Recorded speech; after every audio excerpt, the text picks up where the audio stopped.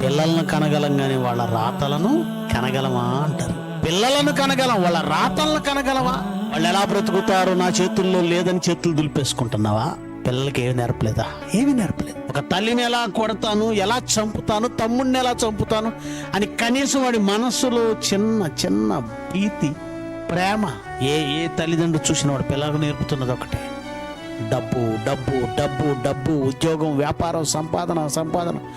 బాగా బ్రతకాలి, బాగా ఉండాలి. పరలోకం, దేవుడు, నువ్వు పరలోకం నుంచి వచ్చావు, పరలోకానికి తిరిగి వెళ్ళాలి. ఎప్పుడైతే దేవుడు పరలోకం అంటారో, అక్కడికి వెళ్ళకపోతే నరకం అని ఎప్పుడైతే నేర్పిస్తారో, నరకమును కూర్చిన భయం ఎప్పుడైతే పెడతారో, వాక్యమును బట్టి తల్లి, తండ్రి, దేవుడు, భక్తి, ప్రేమ, విశ్వాసం ఇవి నేర్పిస్తారో, ప్రతి బిడ్డ పరలోక సంబంధమైన పౌరుడిగా తన జీవిత ప్రయాణం పరలోకం వైపు అనుకుంటాడు గనక తప్పు జరిగితే, తప్పు చేస్తే